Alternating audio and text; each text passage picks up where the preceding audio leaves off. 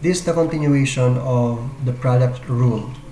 So again, for the review, if we have two functions which are differentiable, let's say we have f of x and g of x, then we will just copy the first function and then derive the second. Then plus copy the second function and then derive the first. Okay, that's how we get the derivative using the product rule. Now I also introduced using DUV, since it is much better to understand or to remember, no, using this one. So we have du times v, or DUV. That means derivative of u and v. And here our u represents our f of x. So that's our u, and this is our g of x, our v. And derivative of g of x is the dv, and derivative of f of x is our du. So in short, we will get the derivative of uv is u dv plus v du. Okay, so medyo mas madali siyang matandaan in this form. Okay, matandaan lang yung u dv plus v du. Now let's have an example for you to better understand this. So this time, let's have a function equals 3x squared minus 4, or quantity 3x squared minus 4 squared. Okay, so we know that this is also equal to quantity 3x squared minus 4 times 3x squared minus 4. So they mean the same thing. Now, so let's use the second formula, no? Para mas mabilis. Alam natin that our u here is 3x squared minus 4, and this is our v. So applying the formula, we have the derivative of uv is equal to u dv plus v du. Or our u, we'll just copy. That is 3x squared minus 4 times dv. So what is our dv? So our dv here is the derivative of our 3x squared. So we will just get the constant, which is 3, and then apply the power rule. So we will just multiply it by 2, then yung base natin, and then subtract 1 from 2. So that is 2x raised to 1, or in short, 2x na lang. Minus 4, and we know that 4 is a constant, and the derivative of a constant is 0. So we will get 3 times 2, that is 6x minus 0. We will have 6x. Alright. So we have 6x plus v. So what's our v? So we have also 3x squared minus 4 multiply to du. So as you can see here, since same lang yung term nila, that means our du is also 6x. Okay, so let's distribute 6x to each term inside the parentheses. We have 6x times 3x squared. We will get 18x squared. Okay, so we have here 2 and another here 1. So we have x cubed. Okay, x squared plus x squared times x is x cubed. Since we're just adding the exponent, no? Then minus 6x times 4, that is 24x, plus again same rin ang posible, copy lang po natin ito. We have 18x cubed minus 24x. Okay, let's add or combine like terms. So we have 18x cubed plus 18x cubed, that will give us 36x cubed, minus 24x minus 24x, that would give us 48x. So this is our derivative.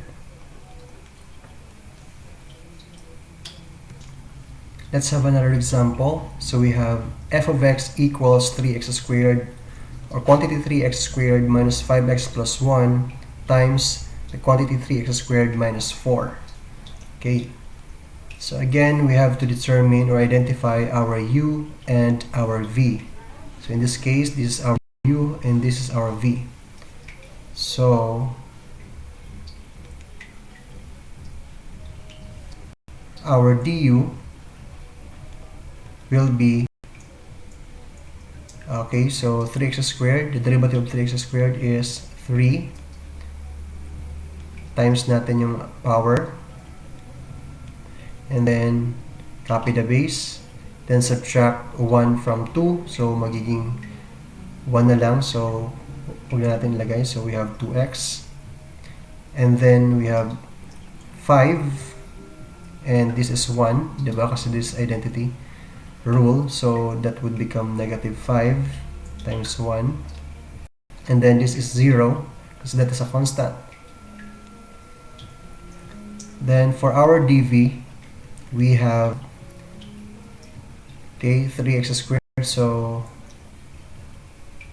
we will have 3 times, baba na natin itong ating power, which is 2, and then x, then bawas natin ng isa yung 2, magiging 1, so huwag natin isulat, minus, and we know that this is a constant, so we have 0. So in short, if we're going to simplify this, we have 6x minus 5, and in here we have 6x na lang. Alright, so let's use our formula.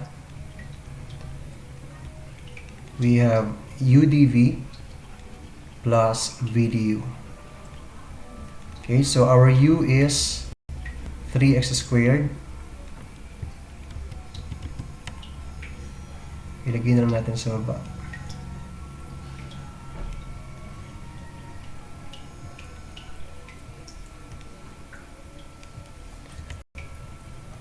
Okay, our u is 3x squared minus 5x plus 1 times natin yung dv. So, ang dv natin dito ay 6x plus v. Ang v natin dito ay 3x squared minus 4 times natin sa ating du. So, we have 6x minus 5.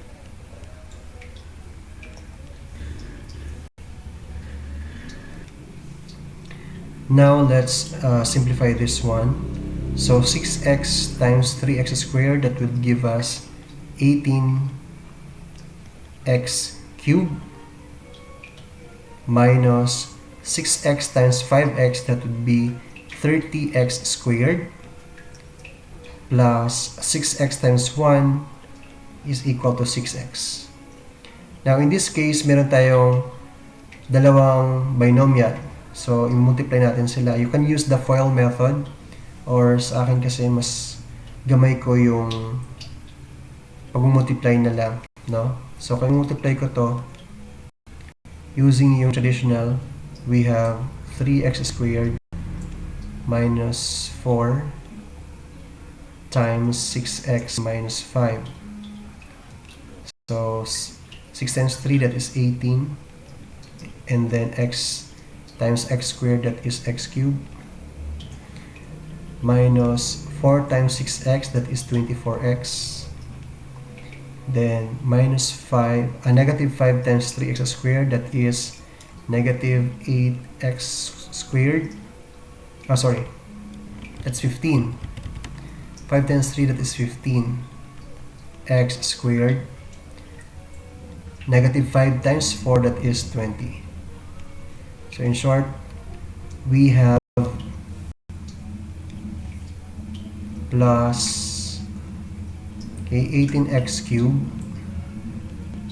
minus 15x squared minus 24x plus 20.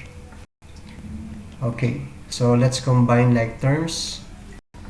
We have here 18x cubed plus 18x cubed. We will get 36x cubed. And then negative 30x squared minus 15x squared, we will have negative 45x squared. Then we have 6x minus 24x. So we will get 18, negative 18 x,